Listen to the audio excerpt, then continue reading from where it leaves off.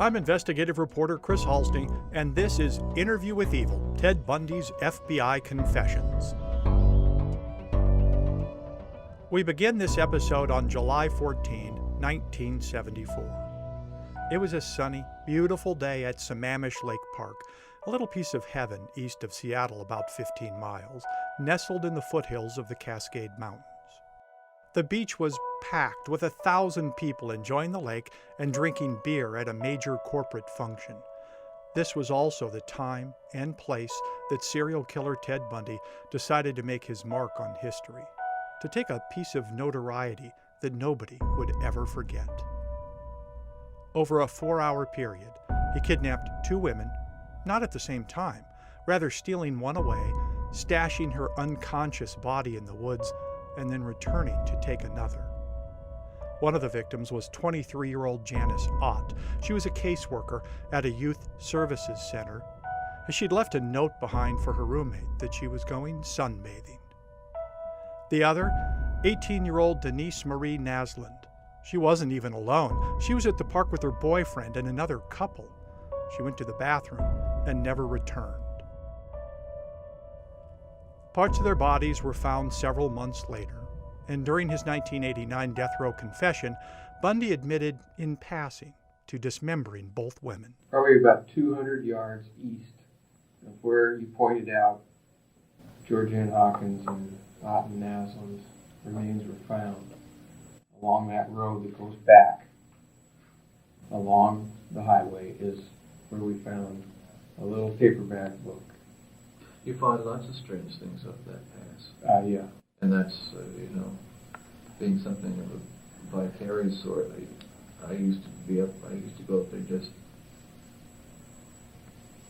to entertain myself when, I read in the paper that somebody was off missing, and out there I just cruise around, set it off, and search the side roads. It's amazing the things you find up there. It's a very convenient dumping area. It used to be, and probably still is. I've got to get back and get to sleep, man. I'd like to ask one last question.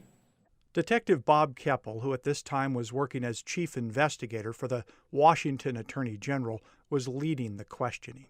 He asked Bundy if he tried to take a third victim that same day. Bundy just laughed. I believe Janice Graham, the first gal that you approached at Lake Sammamish State Park. She walked all the way to the car with you, and then decided not to go. So she's the only one that ever saw the Volkswagen. No, I think this is, as you no doubt discovered, there were a lot of like-colored Volkswagen. No, I know. Yeah. And I don't mean to burst your bubble. It is an interesting coincidence. Mm-hmm. But God, you would have never seen me at Lake Sammamish State Park again with all that heat. There's a lot of heat there. That would have been fairly memorable, and know that I was certain that could be. Now back to 1974. As you can imagine, in the days and months after the kidnappings, local police mounted a massive effort to discover who could have committed such a brazen act.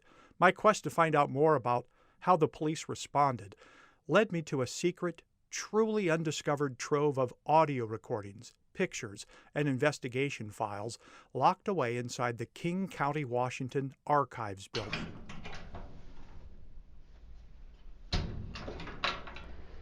So this is currently our only climate-controlled space, although, as I mentioned, after we're renovated, we'll have 2 climate-controlled spaces.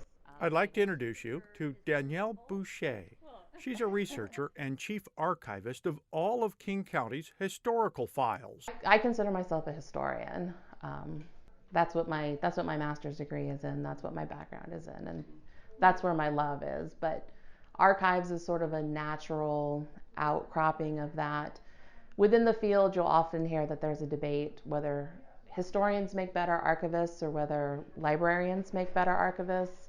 There's 2 different schools of thought. I, of course, come down on the side of, well, of course historians would make better archivists, because why wouldn't we? But The King County Archive building is an unassuming single-story structure tucked up on Cherry Hill east of Seattle's downtown.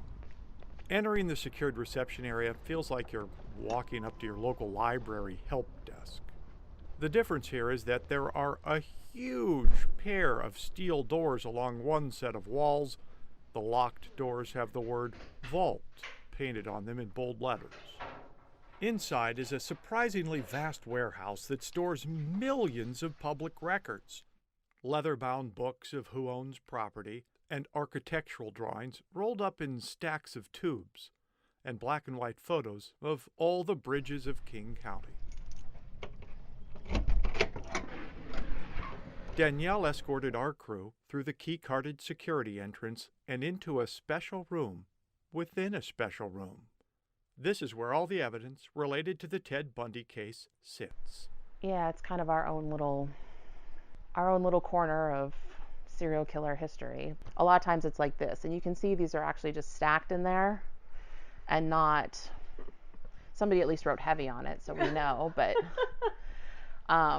so very little foldering. These are not even upright. Everything's just kind of piled in the box. The King County Sheriff's Office had brought the records to the archives to do sort of some initial processing and some of the initial redactions, but at the time that they were doing the redactions, they were redacting to a different standard than what they probably should have. They were mostly concerned with personal information, so names, phone numbers, social security numbers, that kind of thing, but not necessarily looking at other restricted categories like human remains and uncharged suspects, underage victims of sexual assault, that sort of thing. So while we have a redacted version of the case files, we are currently undergoing a project to basically re-review the entire collection. Inside the Bundy box were thousands of items from the original investigation. Sketchings of fantasy scenes involving both men and women found by a man who had repossessed a Volkswagen Campmobile. Maps of body dump sites in Issaquah, crime scene photos. There was a DMV list of all Volkswagens modeled 1970 through 1974 with anyone registered to Ted, Ed, T, or E.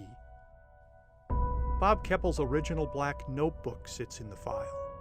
And according to the archive files, in April of 1975, police had checked 900 vehicles, 2,200 suspects, all but 50 were eliminated. Kind of scary that 50 people were potentially capable of doing what Ted Bundy did. And to our surprise, there was a box of audio recordings from the 1970s which had not ever been dubbed off, their original cassette tapes. I have not listened to all of these. That's one of the things that we have on our agenda for our screening project, is to go through and make sure, because the other problem with some of the stuff is it's not well described. So somebody has to listen to it just in terms of, what's the tape about, when's it dated, how long is it, is there restricted information? If there is, has it been restricted? If there's not, then what do we need to do to restrict it? Considering how much work has been done on this collection, a lot of it was done on the textual documents and the photograph. So the media stuff that we have it's a little bit more raw, right, in terms of the level of processing. Sure. So eventually I will be listening to all of these. I submitted an Open Records Act request right away, and about a month later, Danielle sent us 4 audio files. They are rough, to say the least. Several files, though, stood out for their unusual nature and are worth investigating. This is Dr. Green speaking. This is April 2nd, 1975. One such audio file was a police-recorded hypnosis session related to that fateful day at Lake Sammamish State Park. The audio file was labeled Dr. Gary Gawain and Dave Sargent of Des Moines, Washington. Sargent was a witness at the park and had memories inside his head, buried, unrevealed, about what and who he might have seen that day.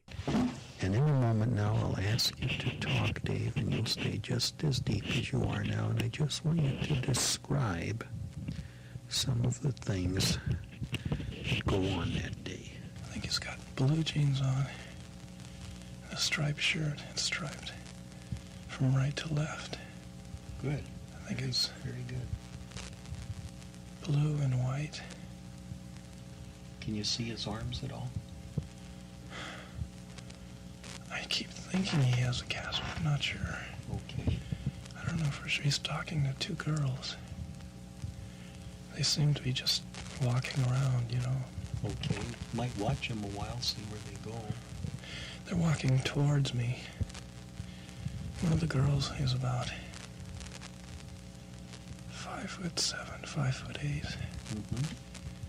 She has light blonde, no, she has light brown or blonde hair. Very good. She's wearing blue jeans, Fine. brown shoes. Kind of like the waffle stompers, I think. Okay. I don't know if the guy is wearing boots or not. That sticks in my mind, but I don't know. And they're just talking away, you know, like friends. Are they walking towards you now? Yeah, there's a little road up there with a lot of grass on it. And they were just walking towards me, as if they were coming back from a little, you know, a walk that they had. Very good. But I still can't tell if he has a cast on. I can't remember. He might have. A shape of a VW comes in my mind, but I couldn't say for sure. Just the round shape at the top of the VW comes in my mind. You can't see the license plate, though. No, I can't. If I could get the car more fixed in my mind, where it was. Kind of a light cream color with some metallic flake, or it's either a light green or kind of a camel color. It's got some metallic flake in it. Kind of looks like that. Did you see anyone approach that car all day? I passed the car twice, I think. I didn't see anybody near it. There's nothing in the investigative file which declares Dave Sargent's testimony under hypnosis anything like key evidence, but he is listed as a witness. Witness to what is the real question. In hindsight, after years of investigative facts materialized about the Bundy case, Sargent, as it turns out, may have actually seen something significant. For example, that description of the girl with brown hair matched Janice Ott to a T. And it seems Sargent struggled to be certain, but he repeatedly mentioned he thought the man that he noticed that day had a cast on his arm, which Bundy admitted to wearing to the park that day. And finally, the Volkswagen description isn't one in which Dave Sargent could likely just guess at.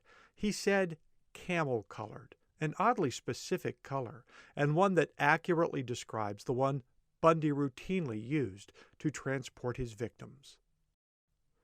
All this prompted me to make a couple of calls about the science of forensic hypnosis and how it might work. I tracked down two amazing experts who agreed to share more about the process.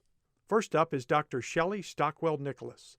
She is founder of the International Hypnosis Federation and author of 24 books on the subject. So hypnosis is a natural state of heightened awareness that you and everyone who's listening to this has gone in and out of throughout their life. They just didn't call it hypnosis. So, for example, if you've ever been driving in the car and you don't remember how you went from here to there, you were in a natural trance state. Or if you've ever been daydreaming. And most importantly, if you've ever been in love, that's probably the ultimate trance. Now, a lot of criminals that you investigate go into a crime trance. They go into a kind of altered state where they do terrible things, and sometimes they remember and sometimes they don't remember. Dr. Stockwell-Nicholas says police don't always embrace the science of hypnosis, although it's legal and court admissible in all 50 states. Well, sometimes they get desperate, just like all of us. We've gone through every possibility. We've seen everything that we can see. We don't know where to go. And hypnosis is certainly one way to do it. It's called refreshed memory. And by refreshing the memory of people who might have witnessed something unusual, you might just strike gold. It's worth a shot. It's worth it. It's worth it. If you don't know where else to go. Sometimes the police have to be very creative. A police investigator, a detective, to be on high alert. He has to know when things are nonsense or make sense. And he has to use he or she has to use their intuition as well to sort of decide how they're going to proceed. So I don't know if they have to be a true believer, but certainly the information gleaned could be a lead that they could pursue, whether they believe it or not. One of the things that a detective agrees to is to follow leads. So even if they get 10 phone calls or 100 phone calls, they have to pursue the leads that are given to them. This is another lead from the unconscious.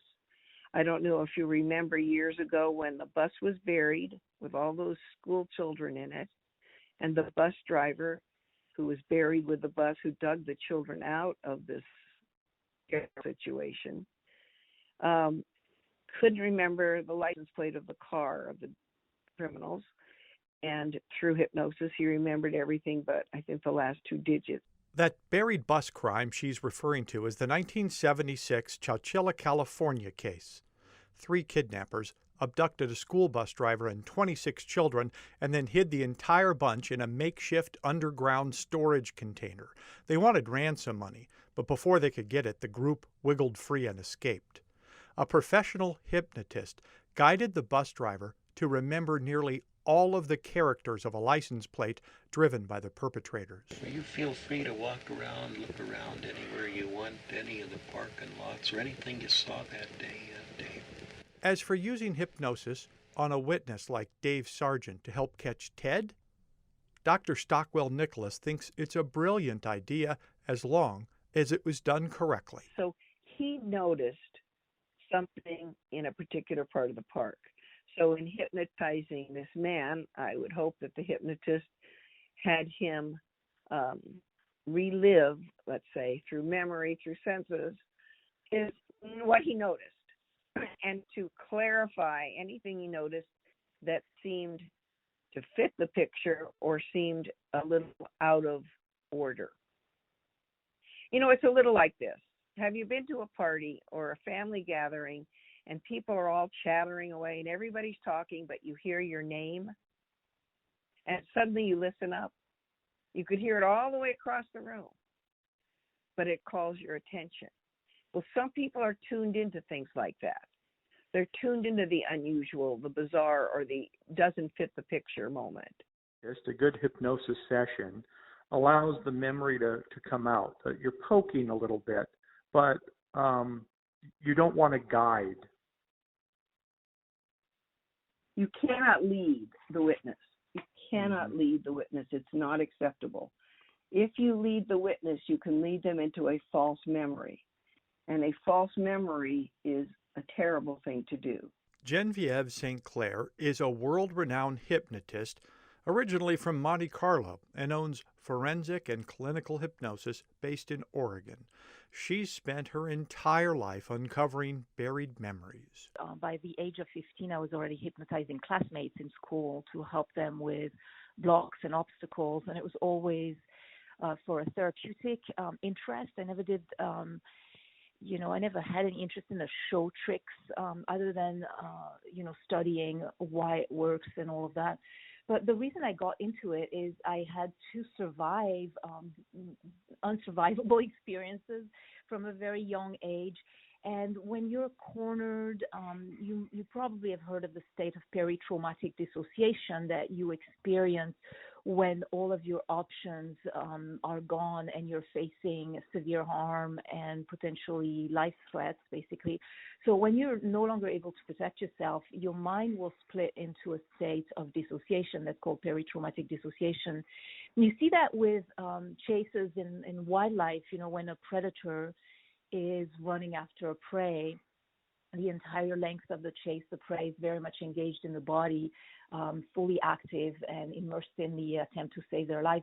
And once the predator's jaws close on the prey, you'll see the prey's body going instantly limp, loose, relaxed, and comfortable. And the prey is not dead, but it's that state of peri-traumatic dissociation where the mind splits from the body in order to protect yourself from a state of physical, mental, and emotional terror and harm that the mind wouldn't be able to process. St. Clair, who worked on the high-profile homicide cases of O.J. Simpson and the Menendez brothers, is not surprised detectives wanted to use forensic hypnosis to catch Ted. She does not see it as a desperate measure, rather good police work to help potential witnesses see what they cannot remember. So basically, when I do a forensic regression for criminal cases, I try not to know anything about the case. I don't want to know anything, just so that I'm not mistakenly having an opinion of my own, and the more neutral we are, the best. But basically, we bring people into that state. So, and I also try to have no contact with the person who is going to undergo the regression in criminal cases before the session. So I'm not having any influence on them whatsoever. But what I do is I bring them into that state of hypnotic depth. So now the state itself, scientifically, is known to be a state where the brain functions better. And I'll give you a few explanations on that. Neuroscientists studying electroencephalograms of the alpha and theta brain cycles that we go in during hypnosis explain that deep, attentive, physical, mental, and emotional relaxation that is characteristic of the state of hypnosis produces a significant increase in endorphin levels, which are our body's natural opiate system, as well as in dopamine and norepinephrine levels, enhancing focus and attention. And there's a drop in cortisol and the stress hormones that corrupt our clarity of mind. Basically, we've all experienced that the more stressed we are, the less able to think clearly we are.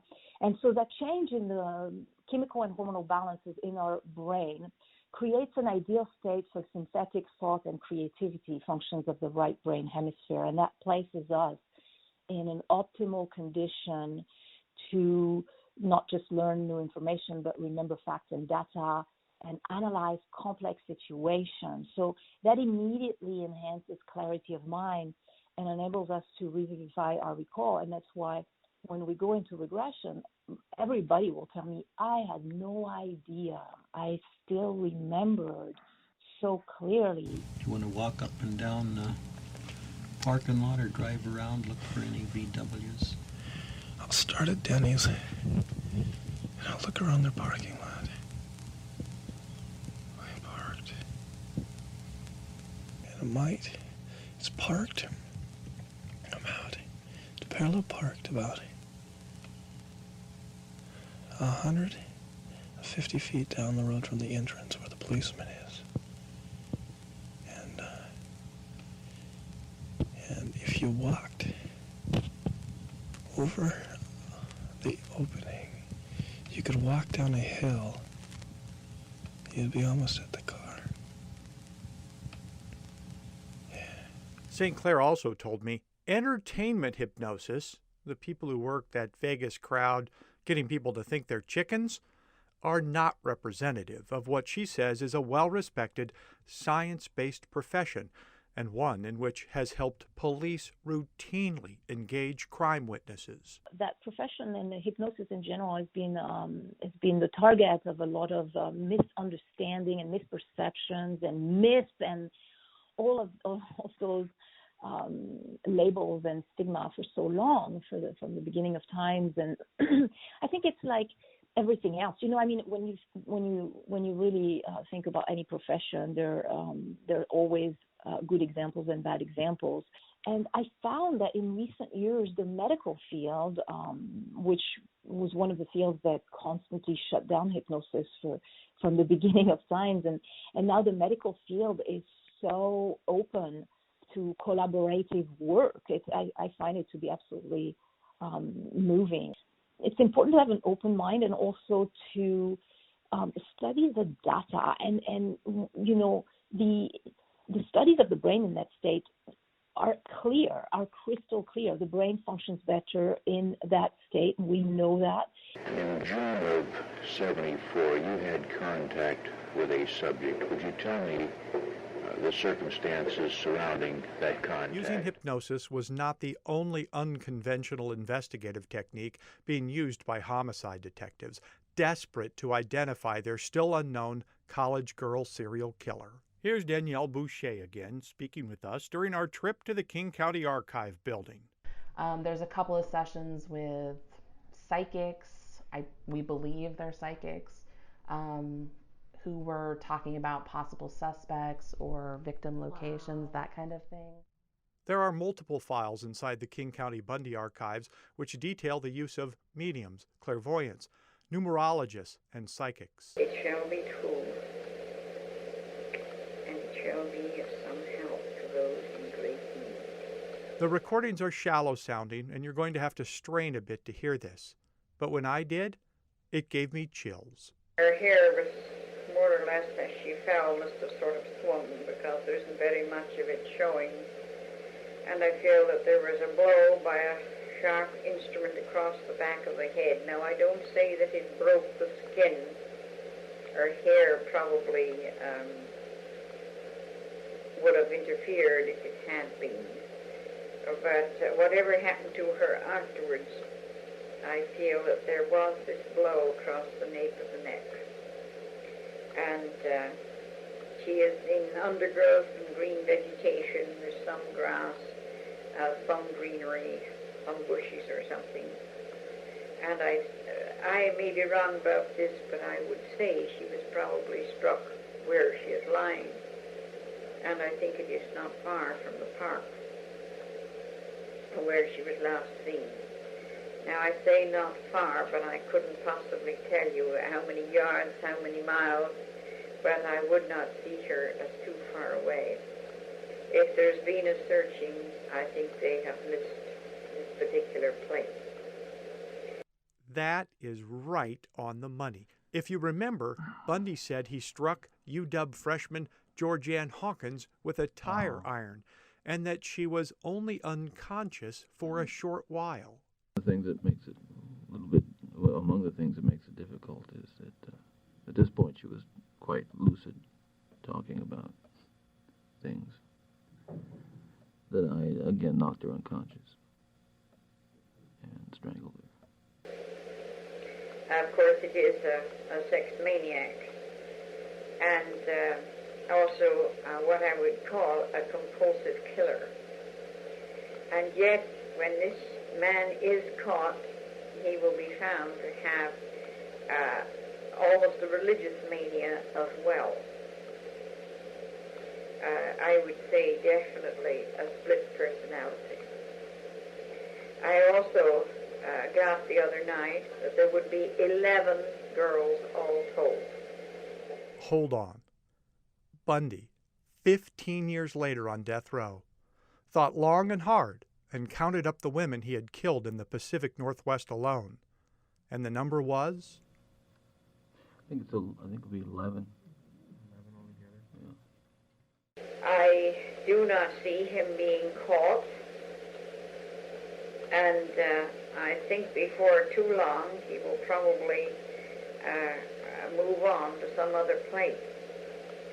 But the 11 will be accounted for before he finally disappears.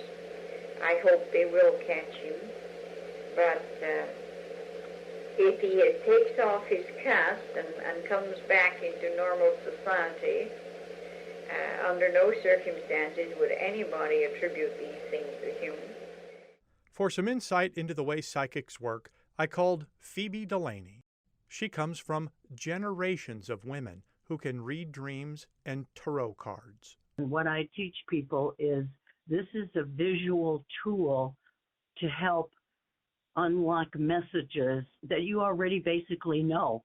And I come from a family, my grandmother did medium stuff back in the turn of the the 20th century, the 1890s, 1900s. It was called the spiritualist movement.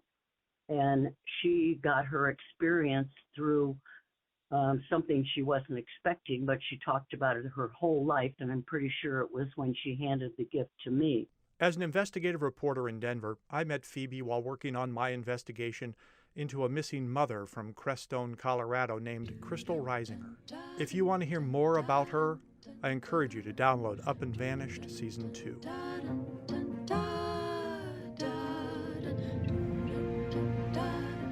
Phoebe says psychics, even the good ones, are not always right, but they very often use their intuition, visions, and readings to relay important and accurate information to police, especially when there are missing victims of violence. Those victims, she says, often reach out from beyond the grave with messages. When I'm working with the cards, one of the things I have to tell people, it is not me that is giving you the information. I am merely a messenger. And the information, I'm channeling it. Not like, I know there's some of these weirdos, I checked them all out when I was younger, that considered themselves channelers, and they'd go into this thing and come out with some weird voice of some other creature or giving messages. Most of those people have been uncovered as like probably not the real deal. But real channeling is what all authentic readers do. We allow the information to come through us and we speak it. And believe me, I've told people, I know it's not me, because sometimes what I'm telling you, I would have never said that. In my experience, almost every reading I've ever done, if it's like someone sends the people to me to get messages, and they show up in the cards, and it's extremely accurate. And it's, it's like the most common thing when someone dies is they'll try to give a message to someone left behind that they're either okay or they need help. And one of the things is you might hear a song on the radio. You might smell something like cigar smoke or, perfume or something that relates to that person or something like that. In fact, I've seen billboards. But then if that doesn't quite shake your boat, they come in a dream. And I think just about everyone I've ever talked to about this has had this experience, has had somebody come to them in a dream. I also found another interesting, never-before-dubbed cassette tape inside that King County Archives Bundy box. It's labeled Police Notations. Case investigation is continuing. Investigating Officer Robert D. Keppel, serial number 04533, Unit 222. Yes, it's overmodulated, but it appears to be a detective speaking into his recorder in real time back in 1974, while Bundy remained unknown and on the loose. The recording is related to Linda Ann Healy's disappearance. The only unusual thing that happened in the neighborhood was, a short time before Healy disappeared, a suspicious man, high on something, was strangling a dog that barked at him. Healy was Bundy's first known victim, or at least the first one Bundy admitted to killing. In January 1974, Healy's roommates reported her missing from their apartment, finding bloody sheets and a bloody nightgown in her room. A year later, her skull was found at one of Bundy's dump sites. Bundy lived only 3 blocks from Healy at the time of her disappearance. But anyway, I don't know. Is there any reason you asked me that question? We're getting a little bit ahead of ourselves, but I will say this much, no. Well, wait a minute.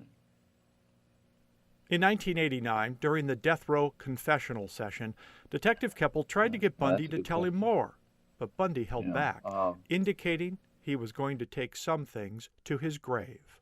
What I would like to help people understand is, if it's justice, whatever that means they're after, they can get a lot more justice in a couple months than they can right now. And they can help a lot more people in a couple months than they're going to help right now. And they're not going to be doing a thing for me other than giving me a chance to tell the story. I'm repeating myself, but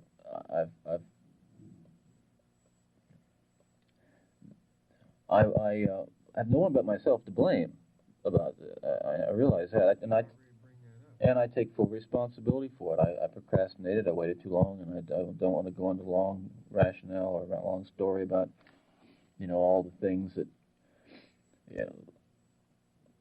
put me in a position of waiting this long. Believe me, on many occasions prior to today, prior to early this week, I had seriously asked for people who represent me to take this approach long before this warrant was signed, and they steadfastly opposed it and all but demanded that we stick with the conventional legal approach. And perhaps last February, when I virtually begged them to go this way, we had gone this way, and maybe we wouldn't be in the position we are today. I'm pretty sure. Yeah, I realize, Bob, I am whistling against the wind right now. The politics are pretty heavy duty out there, and folks have made up their minds. The people in power, a lot of them, and I don't know if this is going to work. And if it doesn't, it's going to be too bad for everybody loses. If you want to hear raw, unredacted versions of Bundy's FBI confessional recordings, I have a couple of options for you. Sign up for our Patreon account and get exclusive access to rare audio files, photos, and other case file documents. Now, Patreon had Interview with Evil blocked from searches for the past few weeks after labeling the content adult only. But after a few appeals, Patreon has unblocked our account so you can see and hear what we consider valuable news and public record. Now, secondly, and quite frankly, a lot cooler way to listen to Bundy without interruption, is to download a new augmented reality app called Crime Door. You'll be able to immerse yourself into about 500 real crime scenes through AR technology. It allows you to enter a portal, a door, into the very moment of iconic crimes, such as John Benet Ramsey's tragic murder and the mysterious death of Nicole Brown Simpson.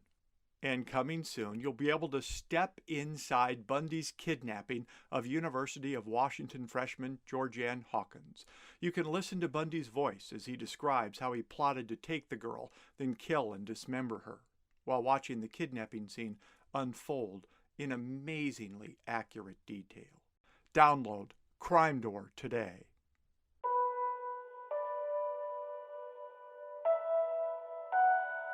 Coming up in the next segment of Interview with Evil, Ted Bundy's FBI Confessions.